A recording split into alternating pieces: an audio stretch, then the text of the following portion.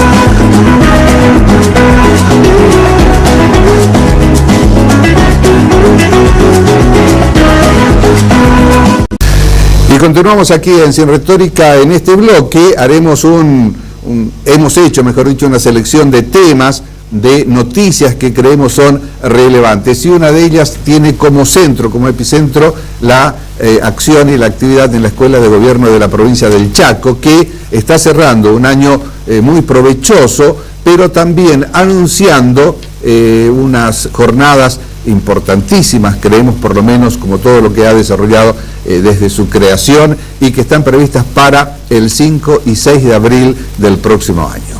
Y a esas jornadas que realizará la Escuela de Gobierno, que las está organizando, se refiere su directora, la licenciada Mirta Blázquez, de esta manera. Bueno, estamos cerrando un año, como señalaban, con mucha actividad, pero también estamos planteando lo que vamos a realizar en 2018. Y entre las cosas que estamos planificando y que ya tenemos en marcha están las primeras jornadas chaqueñas de democracia y desarrollo. Este es un evento que esperamos convoque a muchos académicos, analistas, gestores políticos, participantes de los partidos políticos, de las organizaciones, porque es un espacio en el cual podemos compartir con quienes están interesados en conocer la realidad y la dinámica política y económica, y también fundamentalmente a través de ese conocimiento construir propuestas que contribuyan a transformar la realidad en un sentido que sea favorable para el conjunto de las personas, para el conjunto de los chaqueños, para la región. Así que estas jornadas están convocando a un conjunto de académicos de las ciencias sociales, muchos de ellos habituales acompañantes y ejecutores o desplegando su actividad en la Escuela de Gobierno a lo largo de estos años. Pero en mayor sentido, la convocatoria es a todos aquellos que en nuestra provincia y en la región estudian, diseñan, ejecutan políticas que tienen que ver con el desarrollo económico, con la dinámica de la participación social, con el desarrollo local. Entonces es un espacio de intercambio, de conocer otras experiencias, de mostrar las propias, de poner en valor lo que se desarrolla en la provincia y de ir encontrando senderos de crecimiento en un pensamiento crítico, reflexivo, que nos permita tomar las mejores decisiones en los distintos ámbitos.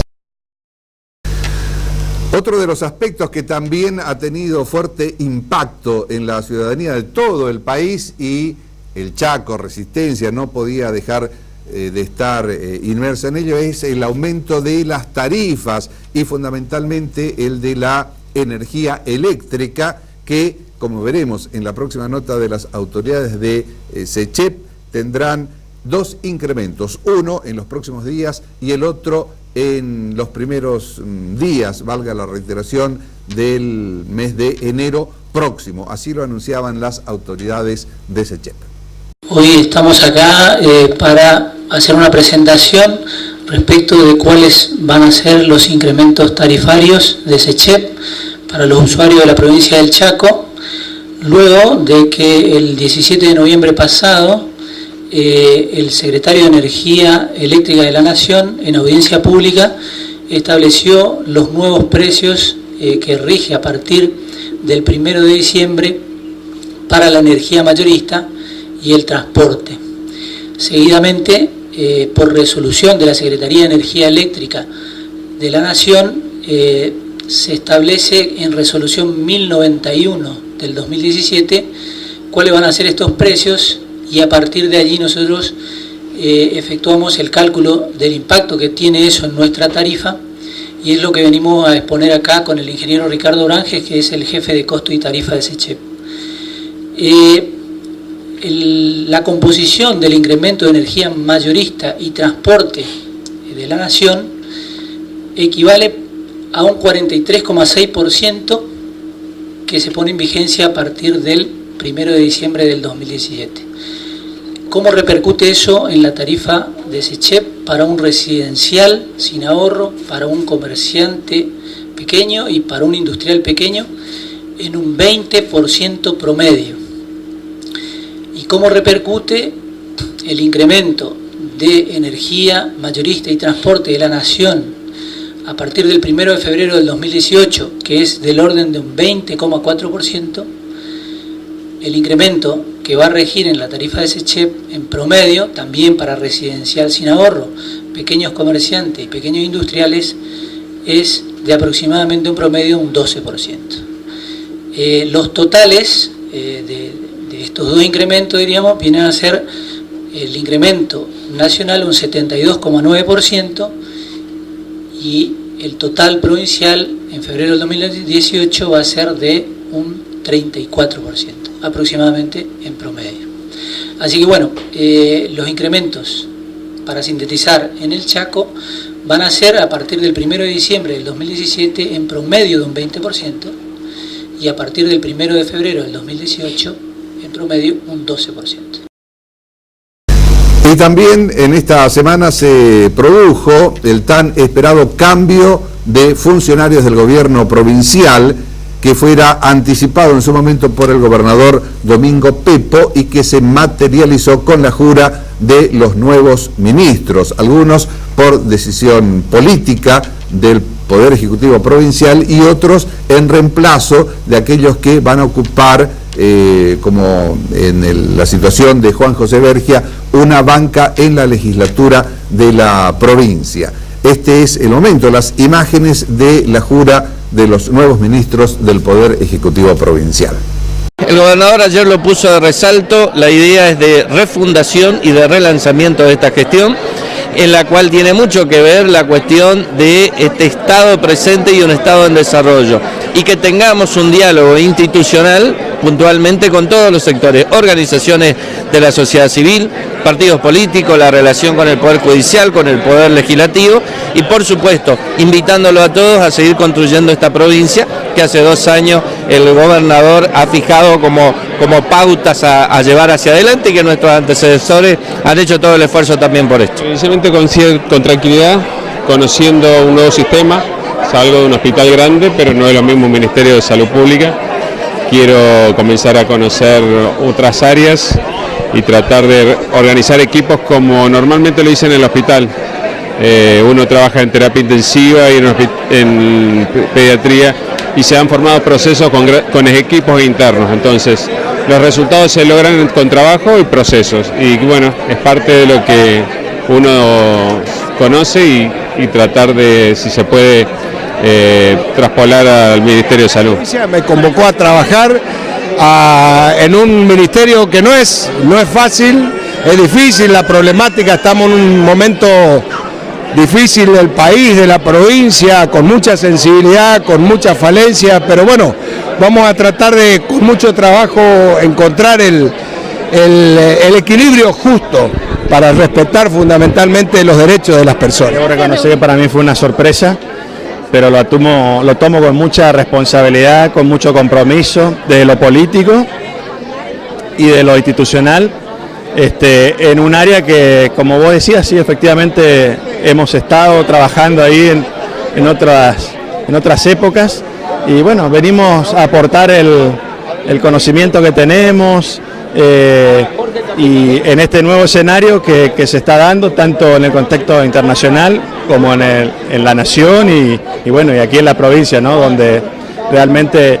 una vez más demuestra el potencial enorme que tiene en lo productivo, ¿no? Así que el Estado precisamente tiene que estar al servicio de esos productores. Lo que decía anteriormente es que nosotros tenemos un camino recorrido, trabajar por la calidad educativa es prioridad, pero se está trabajando por la calidad educativa hace mucho tiempo, o sea que esto es una continuidad. Nosotros vamos a trabajar mucho con el profesor Farías. Él es un amigo personal, es un excelente compañero, que fue muy compañero nuestro de todo el equipo durante 2 años, así que va a ser una transición muy buena. Y bueno, lamentablemente el profesor se tuvo que ir, yo tengo que ocupar su lugar, pero lo importante es que vamos a trabajar con la misma línea, con la misma política educativa, pero seguramente mejorando y transformando lo que hay que mejorar y lo que hay que transformar. Y en esa misma oportunidad que veíamos estas imágenes, el gobernador realizó un discurso o una exposición bastante extensa de la que hemos seleccionado la parte en la que se refiere a los temas que quedan pendientes por cumplir y la forma, la metodología, la estrategia que adoptó para poder hacerlas efectivas. En ese momento, el gobernador de la provincia, Domingo Pepo, decía lo siguiente. La autocrítica es plantear justamente las cosas que no se pudo hacer, y eso tiene que ver con muchos factores, pero seguramente con factores que tienen que ver hasta el propio gobernador o al vicegobernador en la materialización de muchas de las cosas que lo quisimos hacer en forma rápida y no se pudo hacer. Yo siempre digo y lo planteé que tenemos 2 o 3 talones de Aquiles muy fuertes en nuestra gestión que tienen que ver con los piquetes, los cortes de calle, de cortes de ruta, que verdaderamente generan la sociedad y en todos y en el que le habla también el malestar correspondiente, porque no creemos que ese es el camino, respetamos dentro de los derechos y sabemos que tenemos que trabajar para que eso no ocurra y garantizar el desarrollo de las actividades, que eso garantiza el crecimiento de la provincia en las oportunidades, pero también respetamos los derechos de las personas en todos los sentidos. Eso es uno de los grandes desafíos que tenemos hacia adelante. Y en segundo lugar, resolver la cantidad importante de paros internos que hemos tenido hacia adentro de las organizaciones gremiales del gobierno. Me parece que eso también generó y repercutió muchísimo en el rol de la acción del gobierno. Muchas cosas, por ahí no se podía comprar medicamentos porque estaba de paro en la administración de un organismo, de un lugar donde tenía que pasar la documentación, y eso se le achacaba directamente al sistema de salud, cuando en realidad el problema estaba en otro lugar, como por ejemplo contaduría. digamos, no se podían auditar las cuentas y eso generaba un atraso y la repercusión tenía en otro lugar. Bueno, eso creo que también afectó muchísimo y que tuvo que ver con una concepción que existe hoy de una gran cantidad de gremios a las cuales nosotros siempre hemos tenido el diálogo, mantenemos la capacidad adquisitiva de sus salarios, hemos trabajado, creo yo, con todo y cada uno de ellos de la mejor forma, pero me parece que es un tema también central en la prestación de los servicios. Yo siempre digo, la administración pública o el gobierno central, con los poderes, tenemos cerca de 80.000 empleos, pero el ejecutivo 77.000. Y eso significa que debemos trabajar para todos los chaqueños. En lugar de ser un problema para los chaqueños, en lugar de ser algo favorable para los chaqueños que facilite la vida de los que no tienen nada que ver con el chaqueño, con el gobierno, pasa a ser un problema porque no se pueden resolver los temas que hacen a la vida común de distintos ciudadanos, empresas o situaciones que se deben dar. Y me parece que ahí es donde tenemos que reflexionar, trabajar y optimizar en ese sentido. O sea, te planteo dos cosas que son centrales en ese sentido. Y lo otro es tratar de mejorar aún más, al cual creo que no es mala nuestra relación con los distintos sectores de la economía. La conformación de las mesas, que es lo que vamos a trabajar y mucho, de los complejos sectoriales, como por ejemplo ahora se está trabajando la cuestión del carbón, del puerto, del que el vicegobernador también tiene una audiencia con ese tema en Buenos Aires, de analizar a fondo con todos los sectores, poder definir una estrategia y poder trabajar esa estrategia en forma conjunta. Creo que ahí tuvimos debilidades también. Por eso vamos a poner mucho énfasis en la conformación de equipos, de articular, de complementariedad y de trabajar en ese sentido con un solo objetivo hacia adelante que tiene que ver con la respuesta que tenemos que darle al pueblo de chaqueño. Los ministerios ya se han hecho los cambios correspondientes, sí subsecretarías. Hay varias subsecretarías que van a haber cambios en esta agenda nueva que planteamos y también en los organismos se está viendo las opciones que se tienen. No es un plan nuevo, es profundizar lo que venimos haciendo, porque nuestro objetivo fue el empleo como una cuestión central, el Estado de tu lado, que significa las acciones indelegables del Estado y el sistema de ciudades. Y me parece que ahí es donde vamos a poner mucho énfasis en estos tres ejes para que justamente corrijamos y podamos hacer lo que no hemos hecho, es ponernos en un programa y en un plan de desarrollo y de trabajo atendiendo y poder cumplir las metas que nos planteamos.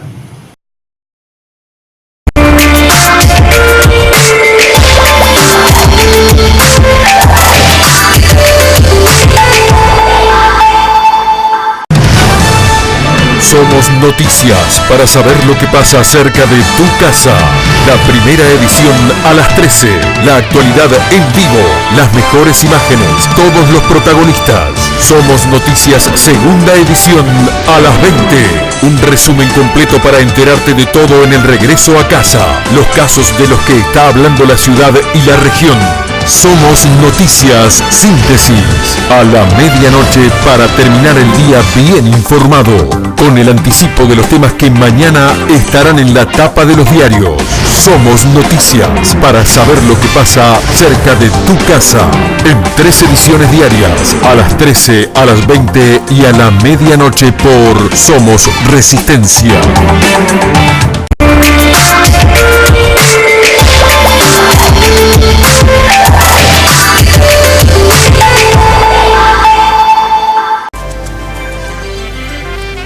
Estamos aquí en Sin Retórica y como les anunciábamos y les decíamos, en este bloque con la presencia del diputado provincial Hugo Sager, a quien le agradecemos la gentileza de estar con nosotros. Diputado, bienvenido a nuestra casa. Muchísimas gracias, Pedro.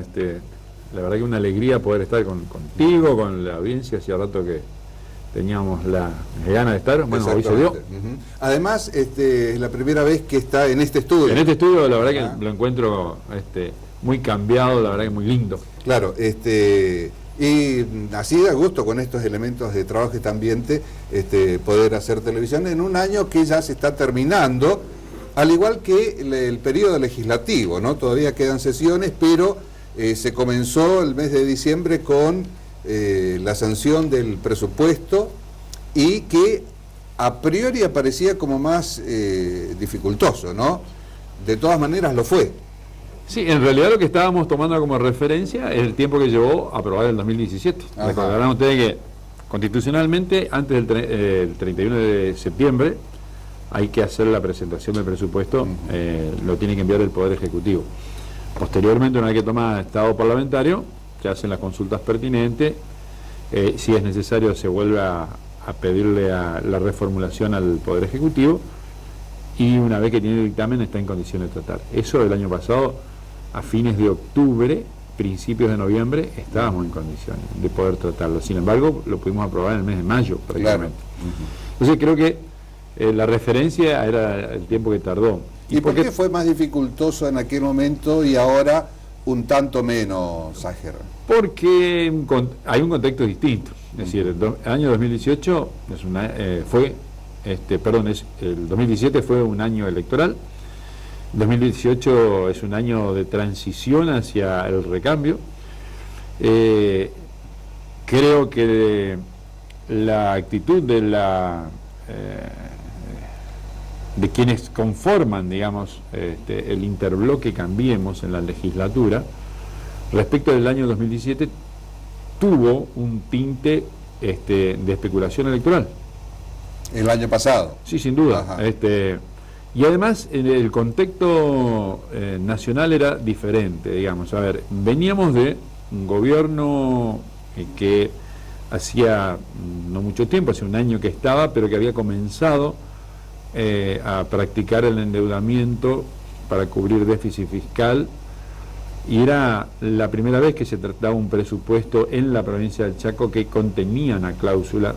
Por lo tanto, había cierta inquietud de saber si se estaba haciendo lo correcto y también si eso obedecía a una herencia que habría recibido el ingeniero Pepo.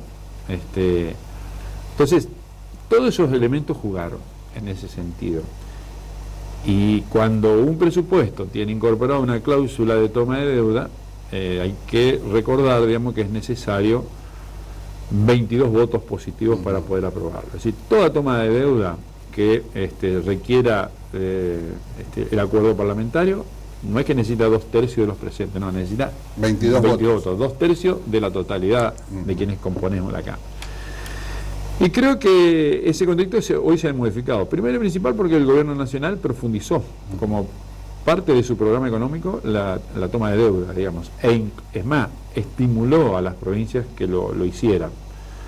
Segundo, el propio bloque de Cambiemos reconoció que la celeridad con la que trabajaron para acompañarnos y aprobar ese proyecto de presupuesto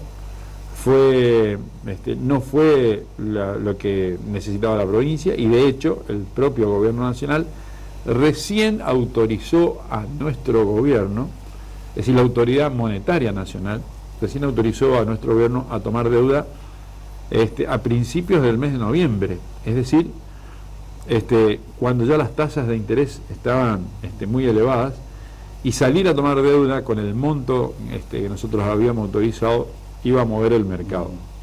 Entonces, es como que también reconocieron que en ese sentido, en todo caso, no tuvieron cintura financiera, si me permite la expresión. Porque además se daba ahí una situación paradójica, ¿no?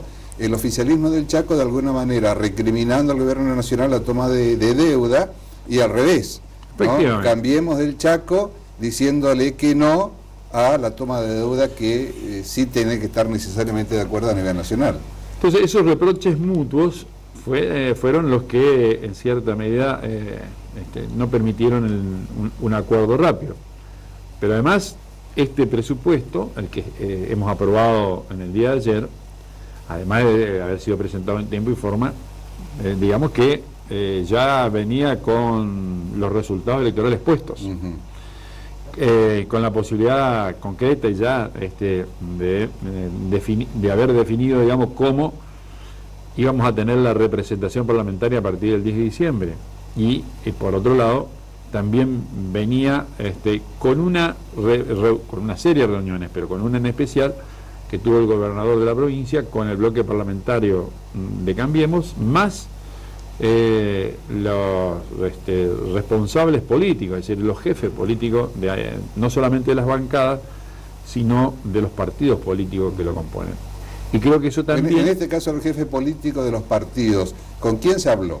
Estuvo en representación del PRO, el propio diputado Obey, que es el presidente del partido, y por parte del regalismo estuvo el doctor Rosa y estuvo la presidenta del comité provincial, acompañando a los diputados provinciales y nacionales. Y en esa reunión creo que... Ahí se definió. Porque... ¿O se ajustaron los...? Fue parte de las reuniones que se mantuvieron, recordarán ustedes, antes de que el gobernador partiera a Europa, con todos los sectores, pero también con la oposición. Y creo que en esas reuniones, o en esa reunión particularmente, la oposición hizo todas las preguntas que creía pertinentes, hizo los planteos políticos que entendía que eran necesarios, y eso también ayudó a destrabar el tratamiento de este proyecto.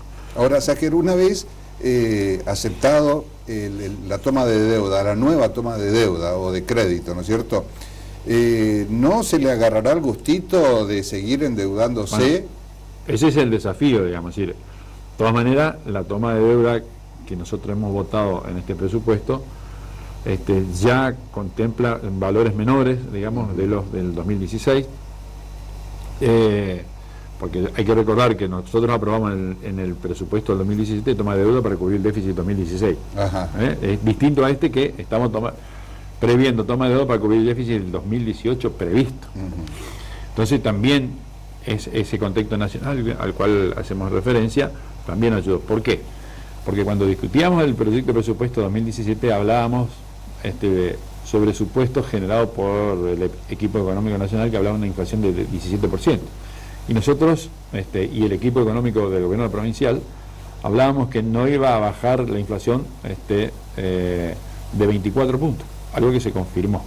Entonces creo que eso también le dio seriedad al planteo que veníamos haciendo nosotros, y le dio seriedad y solidez al planteo que hacía el ministro de Economía con su equipo. Entonces, ayer lo hemos dicho, el objetivo que tenemos de aquí en más es reducir el déficit por la vía del achique político, no por la reducción del personal, ni la baja de salarios, ni mucho menos. ¿Qué representa el achique político? Bueno, ¿cómo se puede ejemplificar? Bueno, en algunos casos la concentración de, primero y principal, la eficiencia en el sector público, digamos, que se gaste y se gaste bien. Lo que se gasta, que se gaste bien. Y por otro lado, no sentirnos tentados que al tener fondos para cubrir el déficit, sigamos creando secretarías, subsecretarías, diputaciones, asesores, etcétera, digamos. Nosotros teníamos que dar el ejemplo en ese sentido. Y creo que ese es el desafío que tenemos hacia adelante. Y con esta nueva toma de crédito, el 18, o mejor dicho, el 2018, ¿cómo será enfrentado? ¿No será que a mitad del año que viene de nuevo se diga necesitamos nuevamente otra toma de deuda? No, creo que no, porque estoy convencido de que no va a ser así, excepto que existe una catástrofe económica a nivel nacional. Hablando en las condiciones de hoy, digamos. Hablando en las condiciones de hoy no es necesario. ¿Y por qué? Porque además de eso, hubo un acuerdo fiscal entre Nación y provincia, el que se denomina Acuerdo Nación-Provincia, que lo vamos a tratar el miércoles que viene, donde, por ejemplo, el Estado Nacional respecto de la provincia del Chaco se hace cargo del déficit del sistema previsional, que para nosotros era un inconveniente. Son 2.000 millones al año, de los cuales Nación había puesto para el presente año solamente 500 millones, es decir, había ahí nomás un déficit de 1.500 millones de pesos, que el año que viene no lo vamos a tener en la medida que se respeten las cláusulas allí establecidas. Eso es lo que firmó Pepo con el Gobierno Nacional. Efectivamente, una de las cosas que firmó. ¿Requiere aval parlamentario? Los acuerdos se lo tiene que dar la legislatura. Ajá.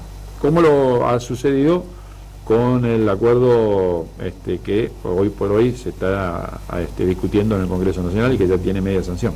¿Es el mejor acuerdo al que pudo llegar el gobierno provincial el que en definitiva firmó? Y le diría, es el acuerdo que tenía para firmar. A ver, en términos generales le podría decir que es neutro para nuestra provincia en términos económicos y financieros. Es decir, no ganamos mucho, pero le diría que no perdemos nada. Y además existe en el tema previsional un compromiso que antes quedaba a criterio de la autoridad del momento. La cobertura de ese déficit no implica de alguna manera un potencial, aunque la Constitución provincial lo prohíbe, pase que se habría hablado en su momento. No, porque en el caso de nuestra provincia tenemos un blindaje constitucional. Claro, está sellado eso. Hay que recordar, digamos, que se modificó la Constitución, el artículo 75, se incorporó en dicho artículo, digamos, una cláusula que establece la imposibilidad constitucional del traspaso y al mismo tiempo la famosa palabra armonización. Es que se respeta el 82% móvil y que se respetan los últimos, o mejor dicho, los mejores 120 sueldos. 120 sueldos, que serían los últimos o los mejores 10 años de sueldo. Ahora, esto es lo que hoy tenemos y estoy absolutamente convencido que con esa con esas herramientas, hablando de financieras y económicas, el 2018, desde esa perspectiva, no nos llevaría a nosotros a tener que tratar un nuevo endeudamiento. Y Ságer, la posibilidad o seguramente la existencia de y pedidos o exigencias de parte de los gremios de aumentos salariales y demás, ¿cómo se quedaría con la posibilidad de la provincia de poder afrontarlos o no? Bueno, a ver, nosotros tenemos muchos, ¿no? Sí, nosotros tenemos una provincia tenemos una altísima dependencia de los ingresos coparticipables. Y creo que ese es el meollo de la cuestión con el acuerdo con Nación, digamos, ¿no? Recordándote que hay modificaciones en impuestos y están pidiendo a las provincias, digamos, adecuación. Por ejemplo, ingresos brutos. En ese caso, la provincia del Chaco está por debajo de los límites que pone el gobierno, o que pide, o que sugiere el gobierno nacional, porque en realidad sugiere y son las legislaturas lo que tendrán. Nosotros en ese sentido estamos relativamente bien, estamos por debajo del promedio nacional y eso es positivo para nosotros. Ahora, digo lo de la altísima dependencia porque estamos atados al flujo de fondos que desde el gobierno nacional deben enviar. Ahora, ese flujo de fondos tiene una variación. La variación es la actividad económica, la recaudación que tenga el gobierno nacional. Y a partir de allí, digamos, la distribución, que aquí es muy importante porque no solamente cubre la demanda salarial de los trabajadores, sino que la misma se vuelca al comercio. Y la provincia de Chaco, a diferencia de la mayor parte de las provincias de NEA-NOA, mantuvo los niveles de empleo en el sector comercio y en el sector servicio.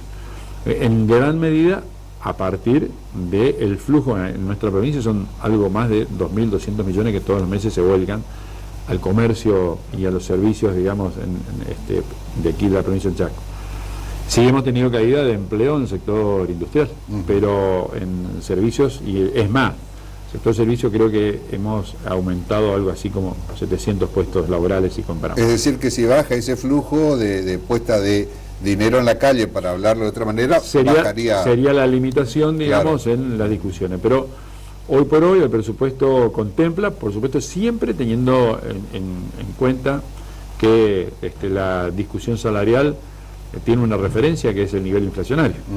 Si nosotros tenemos una inflación que se presume va a mantenerse en 2 dígitos, algunos hablan de un 17, otros del 15, algunos hablan de 20, eso va a ser seguramente el parámetro que van a tomar los gremios estatales para discutir el salario.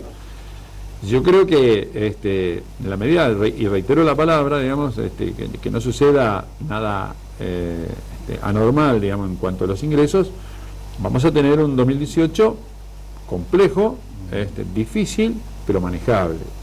Y debiéramos remitirnos a la actividad privada. En ese sentido podríamos decir que tanto lo que está sembrado, pero también lo que se está cosechando, indica que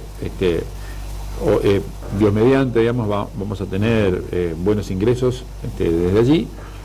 Y creo que también que se aventura, digamos, por otro lado, desde la propia posición del gobernador Pepo, digamos, ¿no? Se aventura un equilibrio, digamos.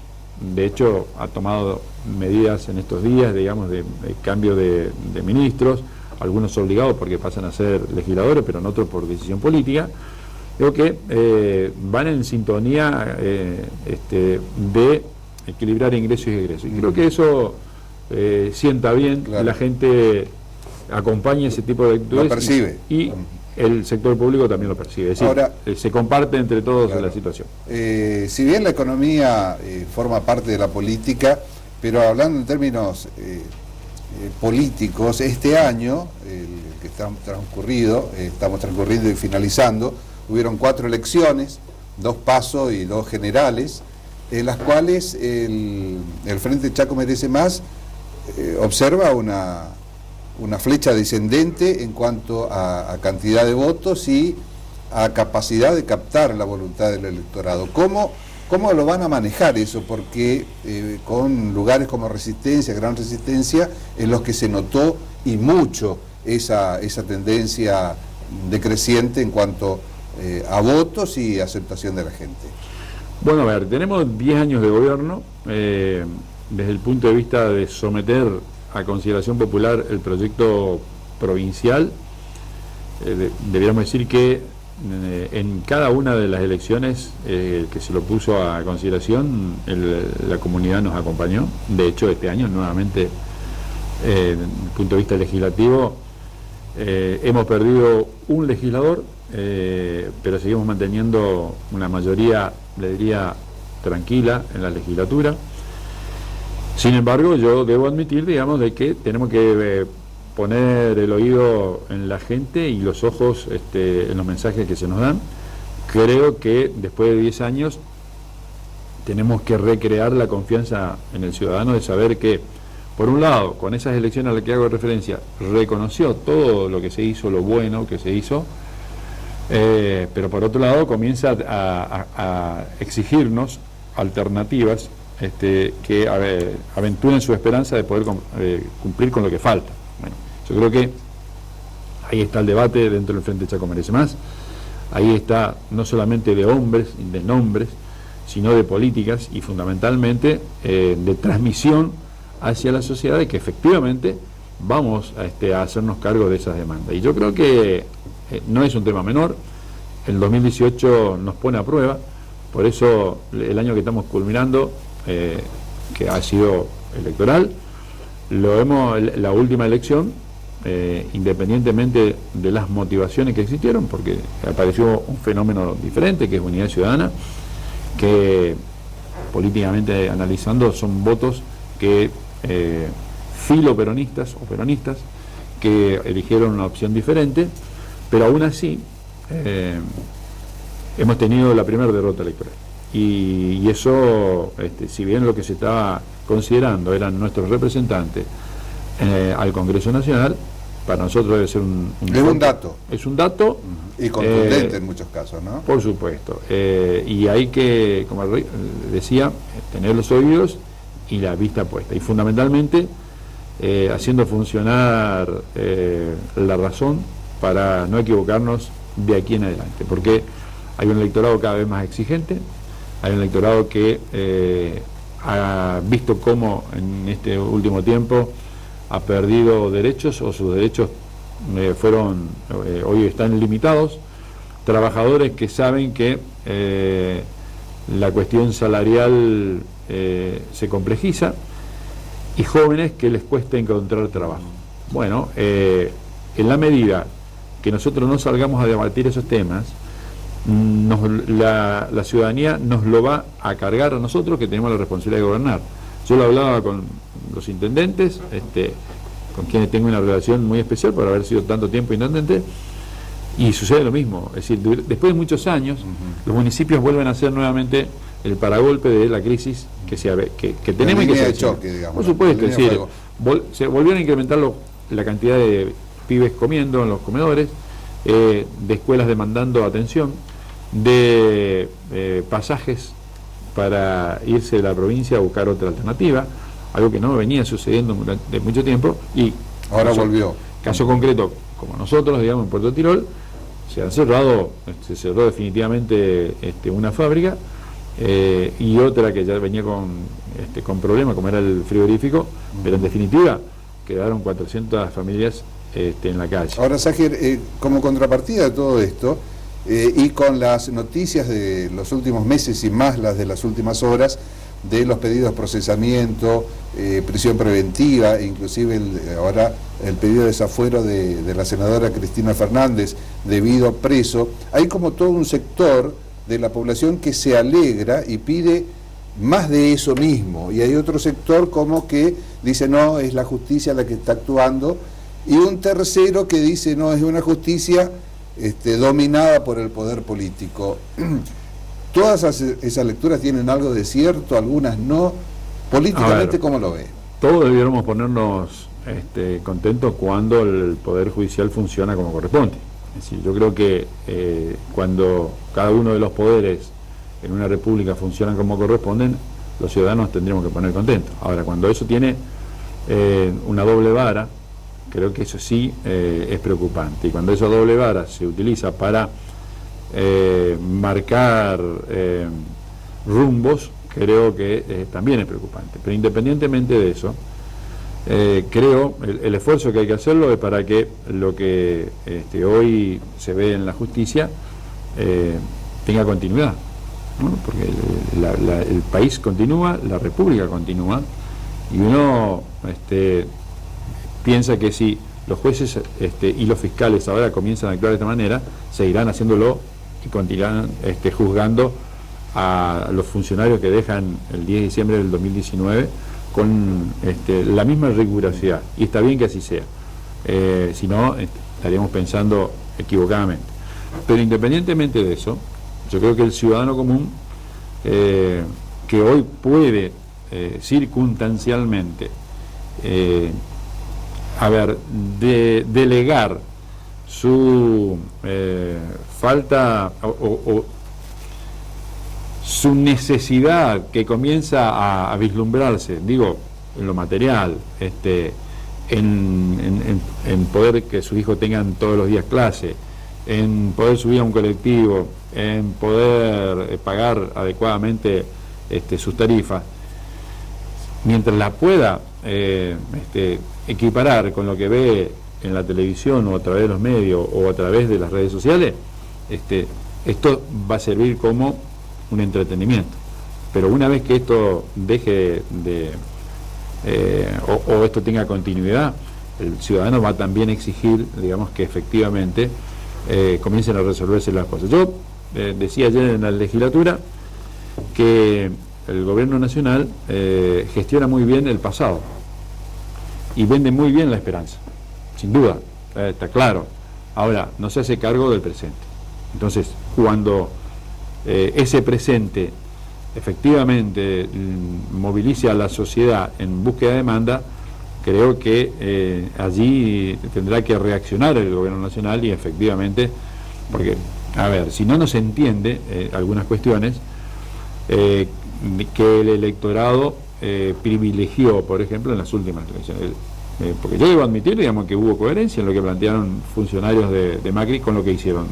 Dijeron que iban a aumentar las tarifas, dijeron que iban a quitar subsidios, dijeron que iban a limitar las jubilaciones, una serie de cuestiones. Dijeron que la cuestión laboral iba a ser analizada. Y ahora lo llevan adelante. Entonces, también, sin embargo, tuvieron en gran parte del país resultados electorales que los apoyaron. Fortísimos, ¿no? Entonces, a favor, digo. Entonces, creo que han sido coherentes. Creo que la sociedad en su conjunto todavía no ha digerido adecuadamente hacia dónde estamos marchando. Entonces allí se explica esos tres escenarios que usted planteaba, que son reales, que son concretos en nuestro país. Yo creo que vamos a hacer un escenario donde lo del medio, el escenario que usted planteó en el medio, es dentro de muy poco tiempo el que va a primar. Es decir, viene esto, preocupante esto, pero resolveme esto. Ahora, en definitiva. dentro de lo que hoy se ve y se vio en las últimas horas en el Senado de la Nación, ¿es posible, más allá de las diferencias de bloques, de Pichetto por un lado, de Cristina Fernández por otro, en el futuro pensar en un reagrupamiento, en un reordenamiento, en un aglutinamiento de los sectores peronistas? Sí, el peronismo ya vivió esta situación. Nosotros recuperamos democracia asumía el doctor Alfonsín el 10 de diciembre del 83 y se producía la primera derrota electoral del peronismo en las urnas. Con Luder Vittel. Con Luder Vittel. Y también perdíamos provincia de Buenos Aires, recordarán ustedes, con el doctor Armendáriz.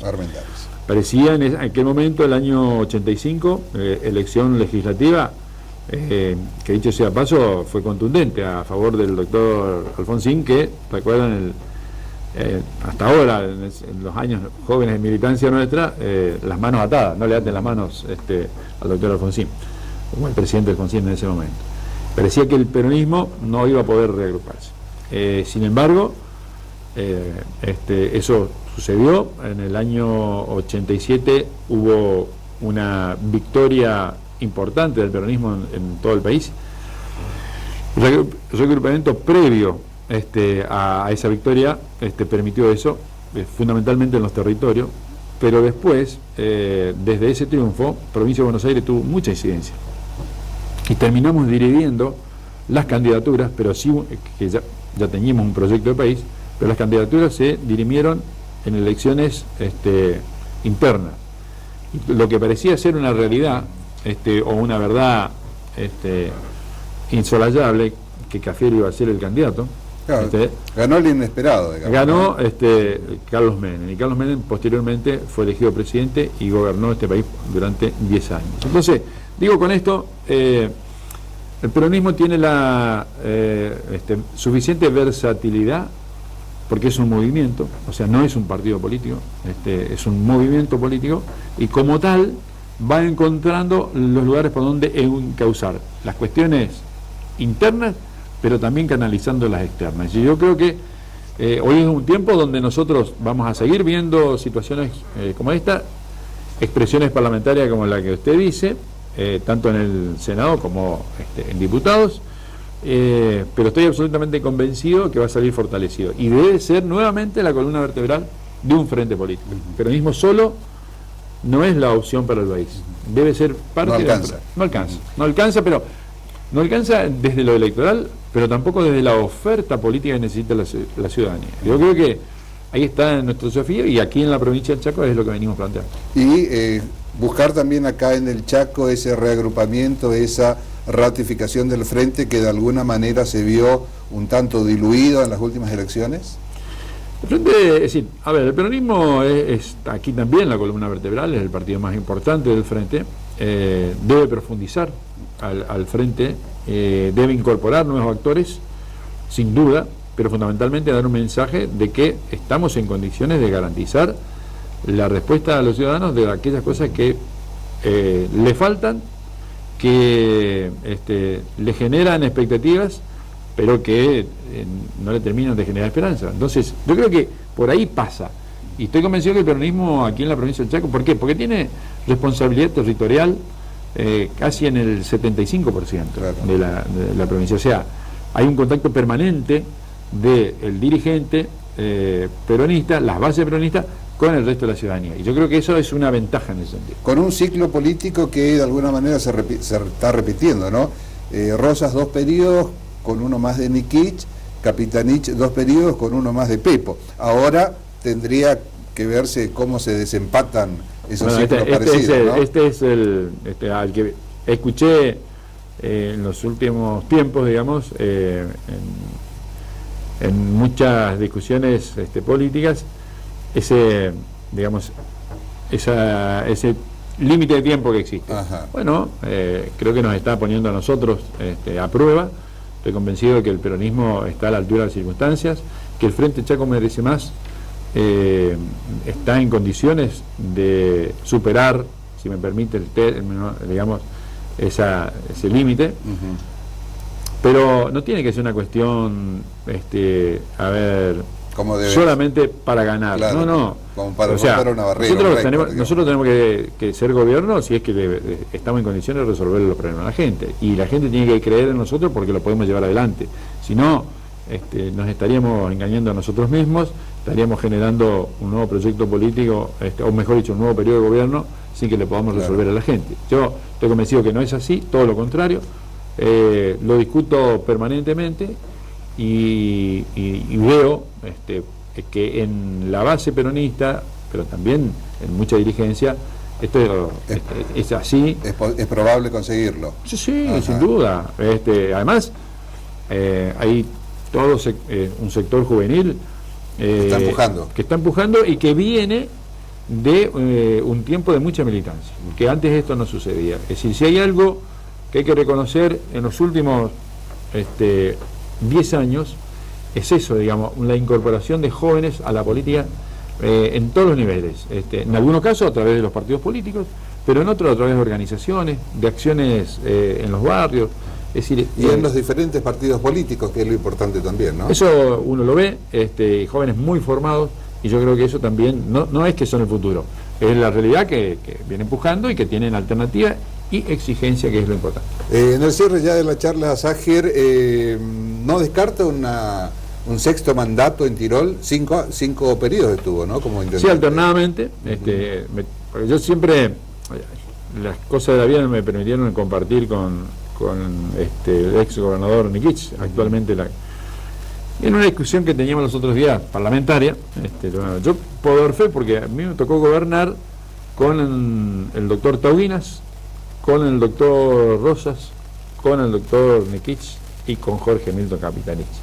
De cada uno de ellos uno aprende y cada estilo de gobierno nos obligó a nosotros. Pronta, ¿no? Tal de que uno no descarta nada porque está en política, pero no creo que sea tiempo aún de hablar. Sí creo que voy a trabajar intensamente para que el peronismo siga estando del lado de la gente y al mismo tiempo preparando jóvenes, porque yo creo que por ahí pasa. Por ahí está el futuro, ¿no? Yo tengo 55 años, pero la permanencia que hemos tenido en todo este tiempo nos hace pensar que estamos ya doblando la curva. Y hay pibes de 22, 23 años con una fuerza y una capacidad. Y están pidiendo pistas. Por supuesto. Sajer, gracias por estar.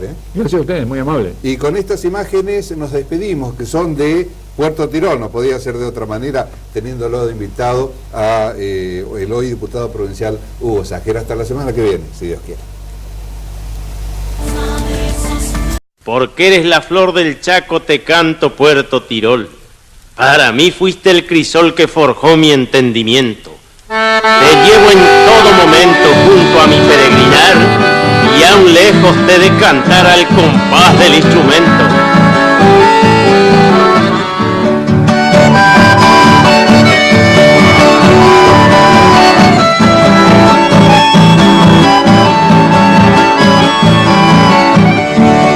De noches primaverales al reflejos de la luna dibujada en la laguna cantaba mis madrigales, aprendí en los quebrachales pasar la vida cantando y en mi verso ir dejando cual miel queda los panales.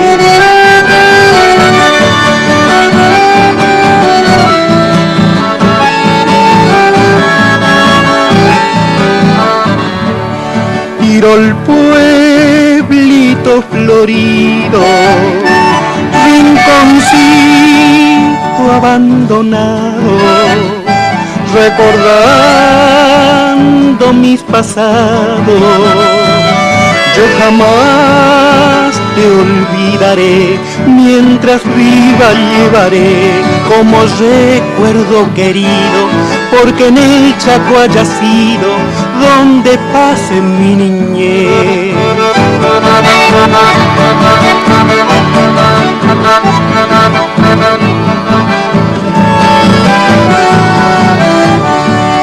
A orillas del río Negro por vez primera, con dulce voz lastimera, el amor de una mujer. Por eso lejano ayer, mi cariño más sincero, hago expresar te quiero hasta que te vuelva a ver.